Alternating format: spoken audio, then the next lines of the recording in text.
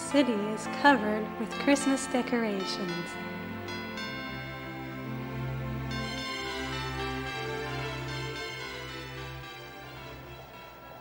And people are looking for presents for their loved ones. Among them are Elliot and Clarice.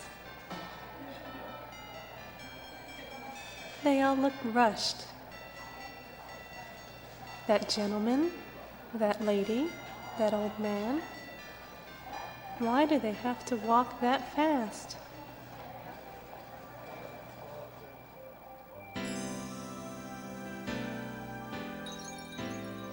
In the crowd, they feel something important is missing. The streets look so beautiful. This is the most cheerful time of the year. But it seems like nobody is paying any attention to something important. In the night, dream delight, I found someone who really cared. In the night, dream delight, I want to see you smile again.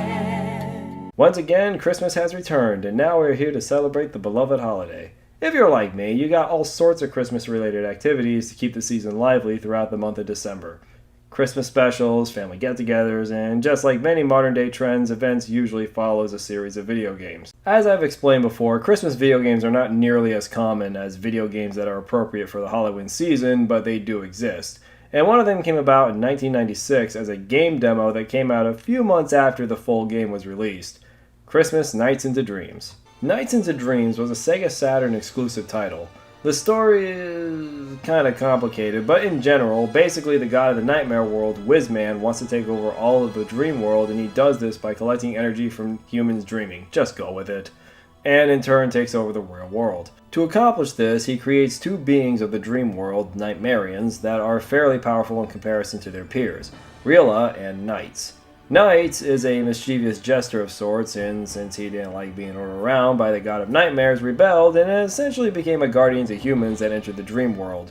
Rila, on the other hand, remained loyal to Whizman. He does this by stealing the ideas of all dreamers. However, they can't steal the red ideas, which Clarice and Elliot have. The reason they can't steal it is not clear. But it's implied that it's because Knights is not under Whizman's control, and he, it, she, whatever, is the only one that can control the red ideas. There's more to it than that, but that's the skinning. Anyway, the game was actually pretty impressive with its 3D world and was graphically impressive for the time on the console. Not long after the game was released, SEGA released a demo for the game via magazine subscriptions, but with an interesting twist. Instead of making a minimalized version of the original game, they coded the game to be Christmas themed, provided it's in the Christmas season, and thus got Christmas Nights into Dreams. A lot of extra work went into this demo. That's saying something considering this game was released for free with a magazine subscription. Anyway, let's get into the Christmas spirit with Christmas Nights into Dreams. The plot, as it were, is the two young children, Elliot and Clarice, notice that the city's tower Christmas tree is missing the star. Personally, I've always had an angel on top of my Christmas tree, but whatever. Anyway, the kids decide to go to Nights in the dream world to help with the hope to find the Christmas star. If you haven't played the original Nights into Dreams, it plays the same way. You choose between Elliot and Clarice, and you have to go through Spring Valley within a certain time. You do this by freeing Knights, and when doing so, you now play as the Nightmarian. As Knights, you fly through the dream world collecting blue chips, which unlock the ideas that the lower Nightmarians stole in the beginning of the stage. Like I said, the story will take way too long to explain. When you play as the kids, you have a full 3D environment to explore, but as Knights, that's not really the case. You fly pretty much in a 2D style, but in a 3D world. Not to say it makes the game any more unimpressive, but comparing it to modern standards with full freedom like many games, this doesn't look like anything special. But really, for the time, it looks good, and sometimes keeping it simple and not convoluting the experience with everything involved can be beneficial. Also, especially for the time, it was probably better they kept it simpler. I'd rather have a game executing the style properly than going over its head and failing miserably.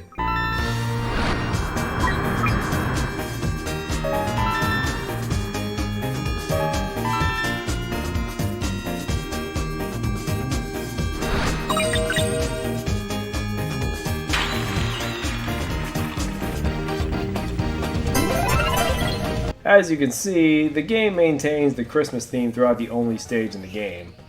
All the rings are wreaths now, all the music is Christmas related, bells instead of stars, the ideas are now in Christmas trees, Knights is now in a red suit instead of purple, and so on. The stage is broken into 5 segments. The first 4 segments is basically a search around the area for blue chips. These chips are what free the ideas from the Christmas trees. Doing that, you'll have to defeat lesser Nightmarians and keep moving because you're timed. After unlocking the idea, you can go to the next segment of the stage and repeat the process. The 5th segment is a boss fight, and yeah, basically you just have to keep ripping his head off. Knights can do this with his bare hands apparently, or just rip it off by paralooping, basically a mini black hole or something, I don't know. Anyway, you do this a number of times until you reach the tail, can't grow any more heads, and free the star. And that's pretty much the whole game. It's a pretty short demo gameplay wise. Both Elliot's and Claris games are pretty much the same, just mirrored. But in order to actually complete the game, you have to beat the game with both of them. And thus we find the star for real. With the help of Knights, Elliot and Claris found the star, shining in 7 colors. But the entire story was a dream. So, what was that star? They don't talk about the dream they saw, but there is one thing both of them know. Something special will happen after they embark on an adventure with Knights.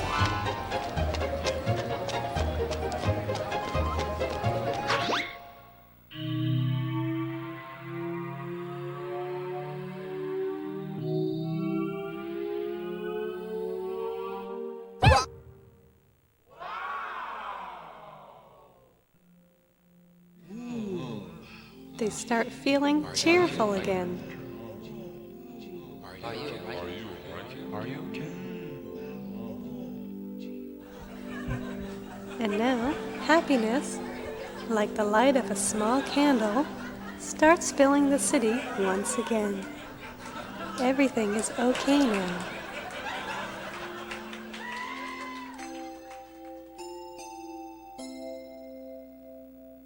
Give a star of happiness to the heart of these brave children. Give a star of happiness to the heart of everyone. Merry Christmas!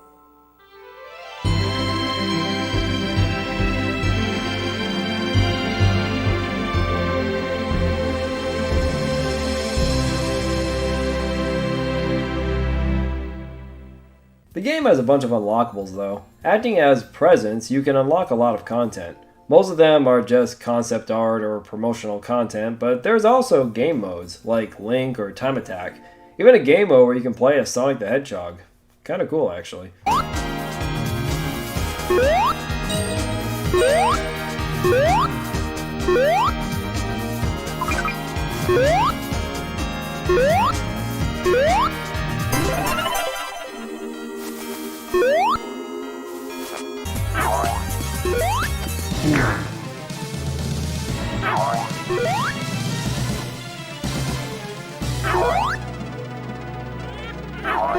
One thing to note though is that unlocking all the presents is a pain in the butt. No, really, basically this is a match the picture game. Match the picture, unlock the present, that which can be viewed in the Christmas presents, or presents, depending on the time of year.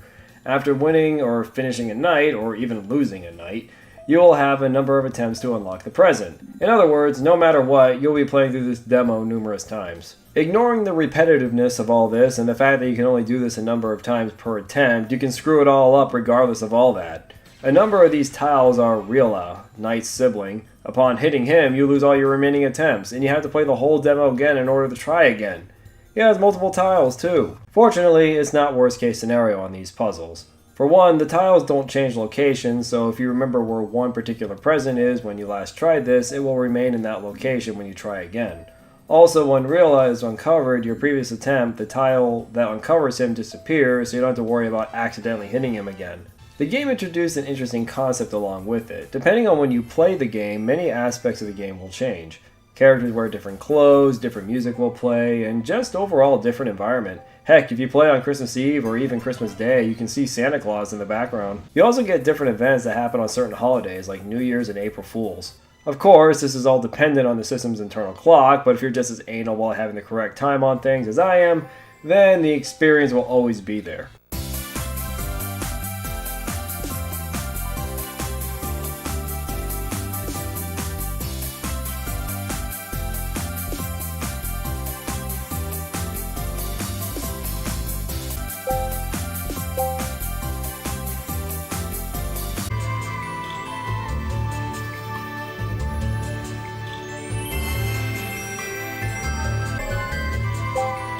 On April Fools, everything changes for two reasons. You see, the game plays differently when playing outside Christmas or the winter season. Basically, the game becomes just a regular sampler demo for Nights into Dreams. No, seriously, the intro is like the regular game, and the one playable stage is no longer in the Winter Wonderland, and it plays just like it does the regular game. Going by that, you wouldn't know it was a Christmas game unless you looked at the demo disc itself. But on April Fools, the whole game changes even further than that. The menu and everything is the same, but for the day we can play as Rila, Night's evil sibling, and upon completing the demo as Rila, we can play as him whenever we want, even in the Christmas season. Kinda cool, actually. But what if you want to play Christmas Nights out of season? What if you're one of those people that like to do Christmas things out of the holiday season and want to play Christmas Nights in, say, July? Do you have to change your SEGA Saturn's internal clock? Fortunately, no. You've probably noticed that on the Christmas present scene that there is a present that remains uncovered, but I assure you that everything has been unlocked. But outside the Christmas season, or winter season for that matter, the final box will be revealed as Christmas Nights, which basically allows you to switch to Christmas Nights whenever you want. So they thought this through. One thing that kind of bugs me about this though, is that this was released for free. They put a lot of extra work into this demo, and not only that, they gave it away for free through magazines. This is all cool, but the full game doesn't have any of these features. Now, it's worth noting that the PC HD conversion of the original game that's available on Steam has not only Christmas Nights included, they added other holiday Easter eggs as well. Also, the sequel game on Nintendo Wii, Night's Journey of Dreams, continued this tradition with holiday changes, like the April Fool's Day thing. Overall, Nights into Christmas is an interesting game demo, and it definitely has a Christmas charm to it. I admit the gameplay may not appeal to all players, but it does look good for the time and plays relatively smoothly, and with the Christmas colors and music, definitely make it appropriate for the Christmas season. And compared to a lot of Christmas games out there, that's getting more than usual. That said, Merry Christmas everyone.